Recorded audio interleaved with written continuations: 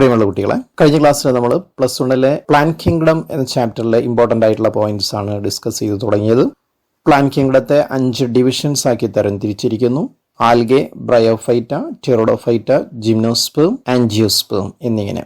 അതിൽ ആൽഗകളെ കുറിച്ചാണ് കഴിഞ്ഞ ക്ലാസ്സിൽ നമ്മൾ പഠിച്ചത്. ആൽഗകൾ പ്രധാനമായിട്ടും എവിടെയാണ് കാണുന്നത്? വെള്ളത്തിലാണ് കാണുന്നത്. ആൽഗകളുടെ ശരീരം താലസ് എന്നാണ് അറിയപ്പെടുന്നത്. കാരണം അവർക്ക് റൂട്ട്, സ്റ്റെം, ലീഫ് പോലെയുള്ള സ്ട്രക്ചേഴ്സ് ഇല്ല. അതുപോലെ അവയുടെ ശരീരം ഹാപ്ലോയിഡ് ആണ്, ഗമറ്റോഫൈറ്റിക് ആണ്. താലസ് പലതരത്തിലാവാം. യൂണിസെല്ലുലാർ ആയിരിക്കാം, കൊളോണിയൽ ആയിരിക്കാം, ഫിലമെന്റസ് ആയിരിക്കാം, മാസീവ് പ്ലാന്റ് ബോഡി ആയിരിക്കാം. മറ്റൊന്ന് ആൽഗയുടെ ക്ലാസിഫിക്കേഷൻ ആണ്.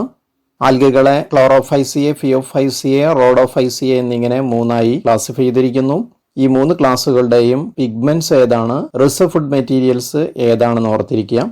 അതുപോലെ തന്നെ ആൽഗകളുടെ എക്കണോമിക് ഇമ്പോർട്ടൻസ് ഏതെങ്കിലും 4 പഠിച്ചു വെക്കുക. ഇന്നത്തെ ക്ലാസ്സിൽ നമ്മൾ ബ്രയോഫൈറ്റുകളെ കുറിച്ചാണ് പഠിക്കുന്നത്. ബ്രയോഫൈറ്റുകളെ amphibians of the plant kingdom എന്നാണ് വിളിക്കുന്നത്. സസ്യലോകത്തെ ഉഭയജീവികൾ എന്നാണ് വിളിക്കുന്നത്. ജന്തുക്കളിൽ ഉഭയജീവികളുണ്ട്. നമ്മൾ തവളയ്ക്ക് ഉഭയജീവികൾക്ക് എക്സാമ്പിൾ ആണ്. ഉഭയജീവികൾ എന്ന് പറഞ്ഞാൽ വെള്ളത്തിലും കരയിലും ജീവിക്കാൻ പറ്റുന്നവരെയാണ് ഉഭയജീവികൾ എന്ന് വിളിക്കുന്നത്. തവളയ്ക്ക് കരയിലും വെള്ളത്തിലും ജീവിക്കാൻ കഴിയും. ബ്രയോഫൈറ്റുകളെ എന്തുകൊണ്ടാണ് ഉഭയജീവികൾ എന്ന് വിളിക്കുന്നത്? അവയ്ക്ക് വെള്ളത്തിലും കരയിലും ജീവിക്കാൻ കഴിയുന്നത് കൊണ്ടല്ല. ആൽഗകൾ നമുക്കറിയാം വെള്ളത്തിലായിരുന്നു കണ്ടിരുന്നു. എന്നാൽ ബ്രയോഫൈറ്റുകൾക്ക് കരയിൽ ജീവിക്കാൻ കഴിയും. പക്ഷേ അവയുടെ ലൈഫ് സൈക്കിൾ കംപ്ലീറ്റ് ചെയ്യണമെങ്കിൽ അവയുടെ സെക്ഷൽ റിപ്രൊഡക്ഷന് വേണ്ടിയിട്ട് അവയ്ക്ക് വെള്ളം അത്യാവശ്യമാണ്. അതുകൊണ്ടാണ് ഇവയെ amphibians of the plant kingdom എന്ന് വിളിക്കുന്നത്. So they are called amphibians of the plant kingdom. അവയെ ആംഫീബിയൻസ് ഓഫ് പ്ലാന്റ് കിങ്ഡം എന്ന് വിളിക്കുന്നു. സസ്യലോകത്തെ ഉഭയജീവികൾ എന്ന് വിളിക്കുന്നു. കാരണം these plants can live in soil. ഈ സസ്യങ്ങൾക്ക് മണ്ണിൽ ജീവിക്കാൻ കഴിയും. But are dependent on water. പക്ഷേ അവ വെള്ളത്തെ ആശ്രയിച്ചിരിക്കുന്നു ഫോർ സെക്ഷൽ റിപ്രൊഡക്ഷന്. ഇവയുടെ പ്രധാനപ്പെട്ട ക്യാരക്ടേഴ്സിലേക്ക് പോവാം. പ്രധാനപ്പെട്ട ക്യാരക്ടേഴ്സ് മാത്രമേ നമ്മൾ ഡിസ്കസ് ചെയ്യുന്നു. ബ്രയോഫൈറ്റുകളുടെ പ്ലാന്റ് ബോഡി ആൽഗകളേക്കാൾ കൂടുതൽ ഡിഫറൻഷിയേറ്റഡ് ആണ്. ആൽഗകളുടേതുപോലെ തന്നെ ഇവയുടെയും ശരീരം താലസ് പോലെയാണ്. ഇനി ഇവയുടെ താലസ് ഒന്നെങ്കിൽ പ്രോസ്ട്രേറ്റ് ആയിരിക്കാം, അല്ലെങ്കിൽ ഇറക്റ്റ് ആയിരിക്കാം. പ്രോസ്ട്രേറ്റ് എന്ന് പറഞ്ഞാൽ മണ്ണിന് സമാന്തരമായിട്ട് വളരുകയാണെങ്കിൽ അതിനെയാണ് പ്രോസ്ട്രേറ്റ് എന്ന് പറയുന്നത്. ഇറക്റ്റ് എന്ന് പറഞ്ഞാൽ കുത്തനെ നിവർന്ന് നിൽക്കാൻ കഴിയുന്നവരാണെങ്കിൽ അതിനെയാണ് ഇറക്റ്റ് എന്ന് പറയുന്നത്. And attached to substratum by rhizoids. Substratum എന്ന് പറഞ്ഞാൽ അവർ വളരുന്ന മണ്ണോ അല്ലെങ്കിൽ കല്ലോ എന്താണോ അതിനെയാണ് സബ്സ്ട്രേറ്റം എന്ന് പറയുന്നത്. ഈ സബ്സ്ട്രേറ്റവുമായിട്ട് റൈസോയിഡ്സ് മുഖാന്തരം അറ്റാച്ച്ഡ് ആണ്. വേരുകളില്ല, അതിനു പകരം വേര് പോലത്തെ സ്ട്രക്ചേഴ്സിന് പറയുന്ന പേരാണ് rhizoids. The plant body of bryophyte is more differentiated than that of algae. ആൽഗകളേക്കാൾ ഇവയുടെ പ്ലാന്റ് ബോഡി കൂടുതൽ ഡിഫറൻഷിയേറ്റഡ് ആണ്. It is thallus like. അത് താലസ് പോലെയാണ്. And prostrate or erect. ഒന്നെങ്കിൽ പ്രോസ്ട്രേറ്റ് ആണ് അല്ലെങ്കിൽ ഇറക്റ്റ് ആണ്. And attached to substratum by rhizoids. Rhizoids മുഖേന സബ്സ്ട്രേറ്റുമായിട്ട് അറ്റാച്ച് ചെയ്തിരിക്കുന്നു. They do not have true root system and leaves. അവയ്ക്ക് യഥാർത്ഥമായിട്ടുള്ള വേരുകളോ സ്റ്റെമ്മോ ഇലകളൊന്നുമില്ല. എന്നാൽ ആൽഗകളിൽ നിന്ന് വ്യത്യസ്തമായിട്ട് ഇവയ്ക്ക് സ്റ്റെമ്മ് പോലെ തോന്നിക്കുന്ന, ഇല പോലെ തോന്നിക്കുന്ന, വേര് പോലെ തോന്നിക്കുന്ന സ്ട്രക്ചേഴ്സ് ഉണ്ട്. They have stem like, leaf like, root like structures. അവയ്ക്ക് സ്റ്റെമ്മ് പോലത്തെ അല്ലെങ്കിൽ കാണ്ഡം പോലത്തെ, ഇല പോലത്തെ, വേര് പോലെയുള്ള സ്ട്രക്ചേഴ്സ് ഉണ്ട്. ഇനി ഇവയ്ക്ക് വാസ്കുലർ ടിഷ്യൂസ് ഇല്ല. സംവഹന കലകളായിട്ടുള്ള സൈലം ഫ്ലോയോ ഒന്നും ഇവർക്കില്ല. They have no vascular tissues. ഇനി ആൽഗകളുടേത് പോലെ തന്നെ ഇവരുടെയും മെയിൻ പ്ലാന്റ് ബോഡി ഹാപ്ലോയിഡ് ആണ്. എന്ന് പറഞ്ഞാൽ ബേസിക് സെറ്റ് ക്രോമസോമേ ഉള്ളൂ, N ആണ്. അതുകൊണ്ട് തന്നെ അത് ഗമീറ്റ്സ് പ്രൊഡ്യൂസ് ചെയ്യും. അതുകൊണ്ട് അതിനെ ഗമറ്റോഫൈറ്റ് എന്ന് വിളിക്കാം. The main plant body of bryophyte is haploid. ബ്രയോഫൈറ്റിന്റെ മെയിൻ പ്ലാന്റ് ബോഡി ഹാപ്ലോയിഡ് ആണ്. It produces gametes. അത് ഗമീറ്റുകൾ പ്രൊഡ്യൂസ് ചെയ്യുന്നു. So it is called as gametophyte. അതുകൊണ്ട് അതിനെ ഗമറ്റോഫൈറ്റ് എന്ന് വിളിക്കുന്നു. അപ്പൊ ആൽഗകളുമായിട്ട് സാമ്യമുണ്ട്, വ്യത്യാസങ്ങളുണ്ട്. ആൽഗകളുമായിട്ടുള്ള പ്രധാനപ്പെട്ട സാമ്യം എന്ന് പറയുന്നത് ഇവയുടെ പ്ലാന്റ് ബോഡിയും ആൽഗകളുടെ മെയിൻ പ്ലാന്റ് ബോഡിയും ഹാപ്ലോയിഡ് ആണ്, ഗമറ്റോഫൈറ്റ് ആണ്. രണ്ടിന്റെയും പ്ലാന്റ് ബോഡി താലസ് ലൈക്ക് ആണ്. എന്നാൽ വ്യത്യാസം എന്ന് പറയുന്നത്, ഒന്ന് ഇവർ കരയിലാണ് താമസിക്കുന്നത്, ആൽഗകളാണെങ്കിൽ വെള്ളത്തിലാണ്. മറ്റൊരു വ്യത്യാസം, ഇവയുടെ പ്ലാന്റ് ബോഡി ആൽഗകളിനേക്കാൾ കൂടുതൽ ഡിഫറൻഷിയേറ്റഡ് ആണ്. അതുപോലെ ഇവർക്ക് stem like, root like, leaf like structures ഉണ്ട്. മറ്റൊരു വ്യത്യാസം, ഇവയുടെ സെക്സ് ഓർഗൻസ് മൾട്ടി സെല്ലുലാർ ആണ്.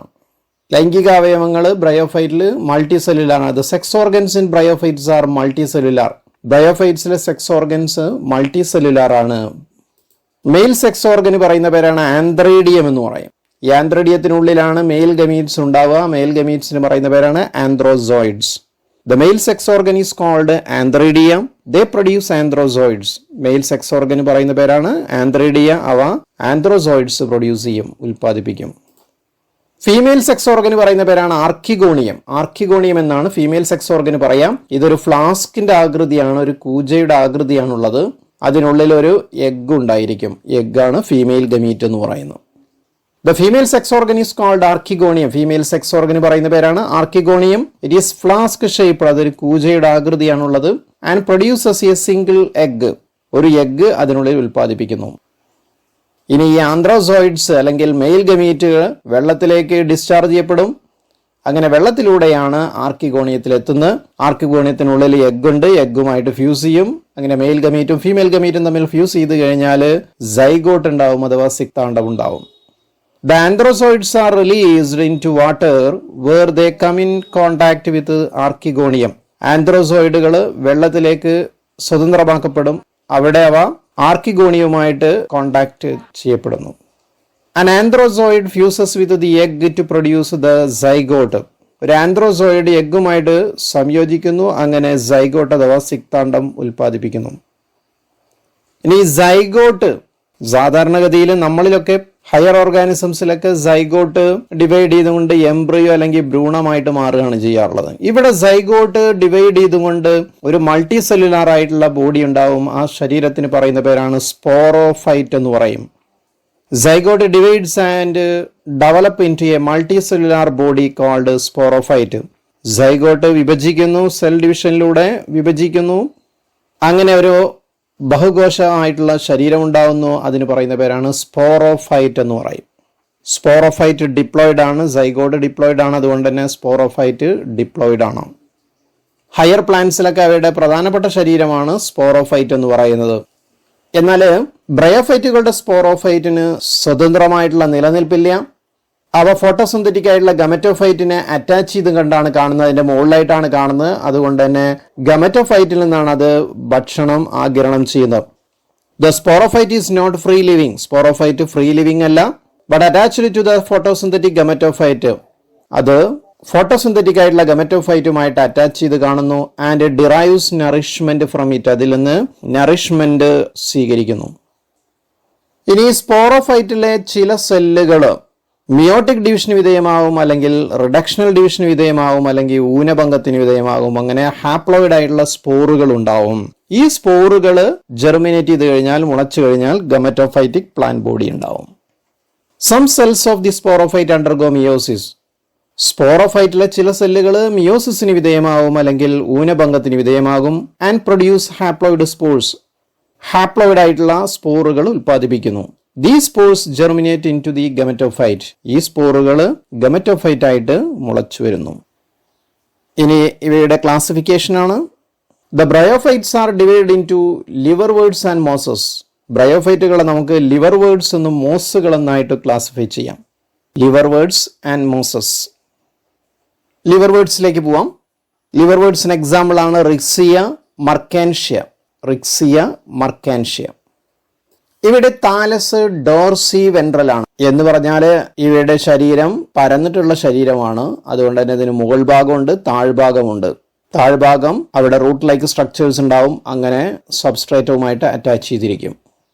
The thallus is dorsiventral. അവയുടെ താലസ് ഡോർസി വെൻട്രൽ ആണ്.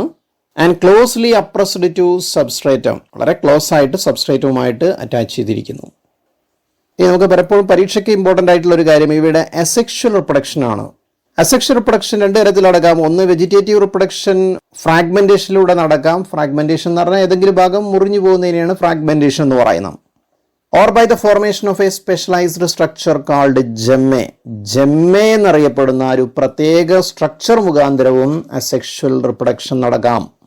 ജെമ്മെ എന്ന് പറഞ്ഞാൽ ഇവയുടെ താലസില് പ്രത്യേക കപ്പ് പോലെയുള്ള സ്ട്രക്ചറുകളിൽ, ജെമ്മെ കപ്സ് എന്ന് പറയുന്ന പ്രത്യേക കപ്പ് പോലെയുള്ള സ്ട്രക്ചറിൽ ഡെവലപ്പ് ചെയ്യുന്ന ഗ്രീൻ കളറിലുള്ള മൾട്ടി സെല്ലുലാർ ആയിട്ടുള്ള അസെക്ഷൽ ആയിട്ടുള്ള ബഡുകൾക്ക് പറയുന്ന പേരാണ്, മുകുളങ്ങൾക്ക് പറയുന്ന പേരാണ് ജെമ്മെ. പലപ്പോഴും എക്സാമിന് ചോദിക്കാറുണ്ട് ജെമ്മെ എന്താണ്. അപ്പൊ ജെമ്മെ എന്ന് പറയുന്നത് gemmae are green multi cellular asexual buds which develop in small receptacles called gemmae cups located on thallium. താലസിൽ സ്ഥിതി ചെയ്യുന്ന ജെമ്മെ കപ്പുകൾ എന്ന് പറയുന്ന ചെറിയ റിസെപ്റ്റക്കിളുകളിൽ ഡെവലപ്പ് ചെയ്യുന്ന ഗ്രീൻ കളേർഡ് ആയിട്ടുള്ള മൾട്ടി സെല്ലുലാർ ആയിട്ടുള്ള അസെക്ഷൽ ബഡുകളെയാണ് ജെമ്മെ എന്ന് പറയുന്നത്. ഇനി ജെമ്മെ കുറെ കഴിഞ്ഞാൽ പാരന്റ് ബോഡിയിൽ നിന്ന് ഡിറ്റാച്ച് ചെയ്യും, വേർപ്പെടും, അങ്ങനെ ഒരു പുതിയ പ്ലാന്റ് ആയിട്ട് മുളച്ചു വരും. The gemmae become detached from the parent body. Parent ബോഡിയിൽ നിന്ന് ജെമ്മെ വേർപ്പെടും and germinate to form new plants. പുതിയ പ്ലാന്റ്സ് ആയിട്ട് മുളച്ചു വരും. മർക്കാൻഷിയാണ്, മർക്കാൻഷിയുടെ ഫോട്ടോഗ്രാഫാണ്. നമ്മളെ മതിലുമേക്ക് ഒട്ടിപ്പിടിച്ച് വളരാറുണ്ട് ഈർപ്പമുള്ള സ്ഥലങ്ങളിൽ. മർക്കാൻഷിയുടെ താലസിന്റെ ഒരു ലോബ് മാത്രം എൻലാർജ് ചെയ്ത ഫോട്ടോഗ്രാഫാണ്. മർക്കാൻഷിയുടെ ആന്ത്രേഡിയോഫോറും ആർക്കിഗോണിയോഫോറും കാണാം. അതുപോലെ തന്നെ ജെമ്മെ കപ്പുകൾ കാണാം. ജെമ്മെ കപ്പുകൾ, റൈസോയിഡ്സ് ഒക്കെ കാണാം. മർക്കാൻഷ്യ മെയിലും ഫീമെയിലും വേറെ വേറെ താലസുകളാണ്. ഒന്ന് മെയിൽ താലസ് ആണ്, എ എന്ന് പറയുന്നത് ഫീമെയിൽ താലസ് ആണ്. അതിൽ ആർക്കിഗോണിയോഫോർ കാണാം, ബിയിൽ ആന്ത്രേഡിയോഫോർ കാണാം, മെയിൽ താലസ് ആണ്. ഓക്കെ, അത്രയുമാണ് ലിവർവേർഡ്സിനെ കുറിച്ച്. ദെൻ മോസുകളുടെ ഗമറ്റോഫൈറ്റിന് 2 ഘട്ടങ്ങളുണ്ട്. ആദ്യത്തെ ഘട്ടത്തിൽ പറയുന്ന പേരാണ് പ്രോട്ടോനീമ. പലപ്പോഴും എക്സാമിന് ചോദിക്കാറുണ്ട് പ്രോട്ടോനീമ എന്താണെന്ന്. അപ്പോൾ പ്രോട്ടോനീമ എന്താണെന്ന് ചോദിച്ചാൽ മോസിന്റെ ഗമറ്റോഫൈറ്റിന്റെ ആദ്യത്തെ ഘട്ടത്തിന് പറയുന്ന പേരാണ് പ്രോട്ടോനീമ.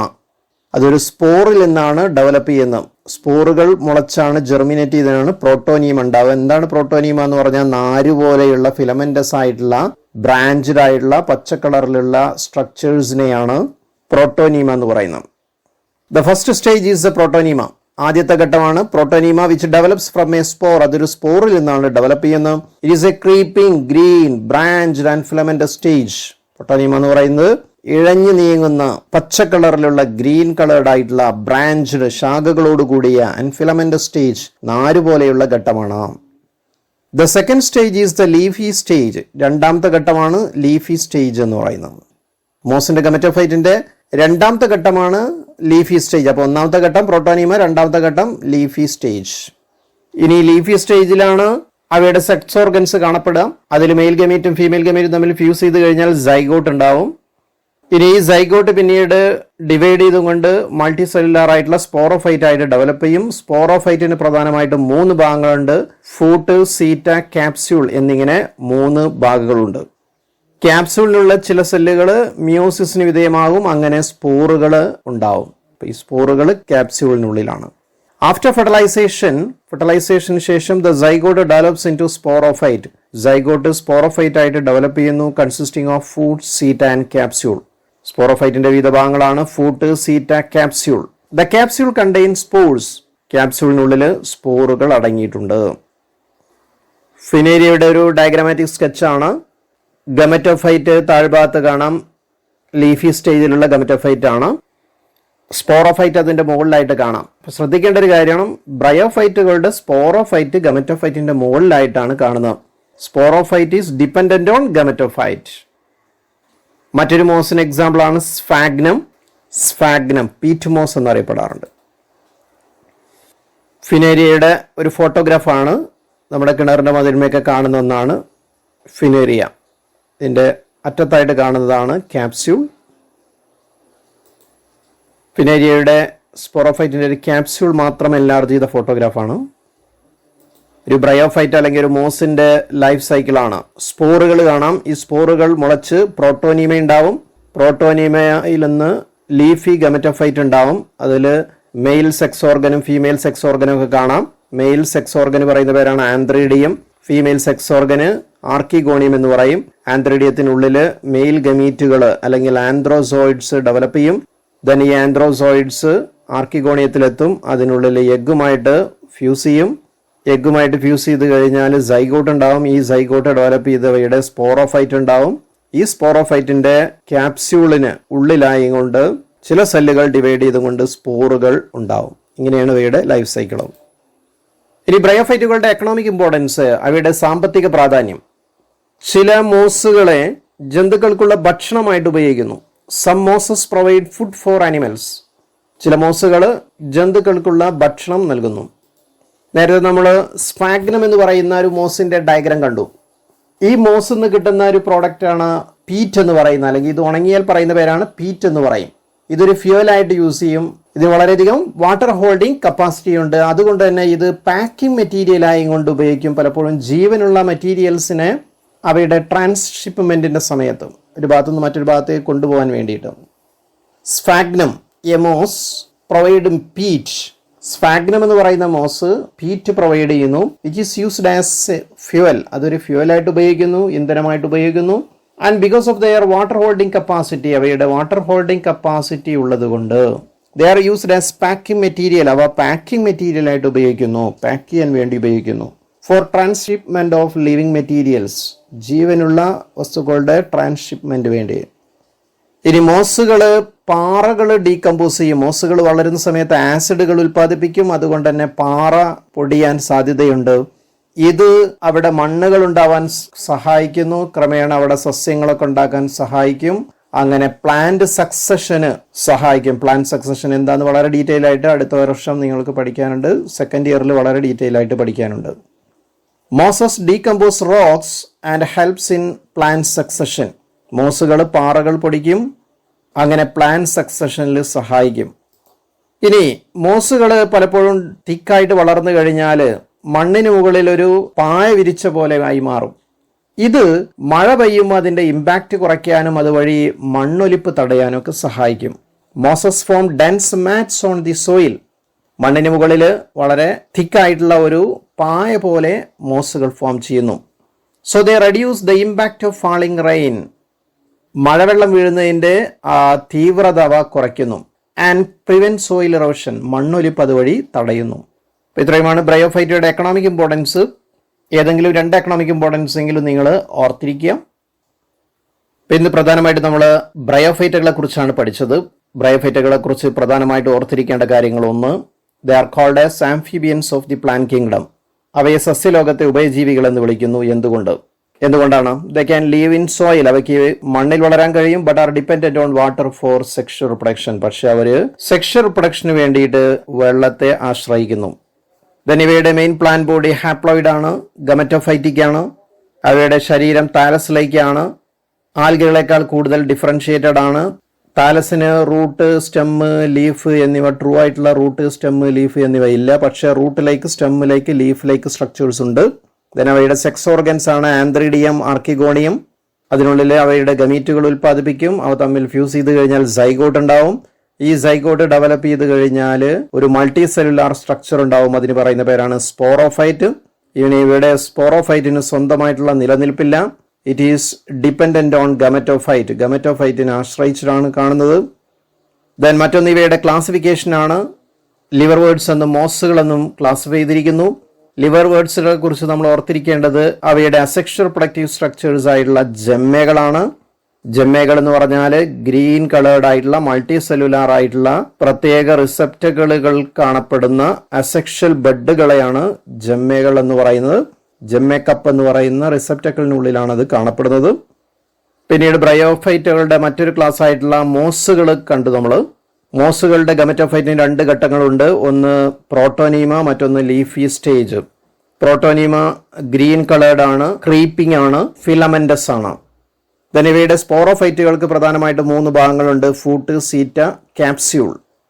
മറ്റൊന്ന് ഇവയുടെ എക്കണോമിക് ഇമ്പോർട്ടൻസ് ആണ് ബ്രയോഫൈറ്റുകളുടെ. ചില ബ്രയോഫൈറ്റുകൾ അനിമൽസിന് ഭക്ഷണം നൽകുന്നു. അതുപോലെ തന്നെ സ്ഫാഗ്നം എന്ന് പറഞ്ഞ മോസ് പീറ്റ് പ്രൊവൈഡ് ചെയ്യുന്നു. ഇത് ഇന്ധനമായിട്ട് ഉപയോഗിക്കും. അതുപോലെ തന്നെ അവയുടെ വാട്ടർ ഹോൾഡിംഗ് കപ്പാസിറ്റി മുഖേന അവ പാക്കിംഗ് മെറ്റീരിയൽ ആയിട്ട് ഉപയോഗിക്കും. മോസുകൾ പാറകൾ പൊടിക്കും. ഇത് പ്ലാന്റ് സക്സഷന് സഹായിക്കും. അതുപോലെ തന്നെ അവ മണ്ണിന് മുകളിൽ ഡെൻസ് മാറ്റ്സ് ആയിട്ട് ഫോം ചെയ്യും. ഇത് റെയിൻഫാളിന്റെ ഇമ്പാക്റ്റ് കുറയ്ക്കും. അങ്ങനെ മണ്ണൊലിപ്പ് തടയും. അപ്പൊ ഇത്രയൊക്കെയാണ് നമുക്ക് പഠിക്കാനുള്ളത്. Okay, thank you.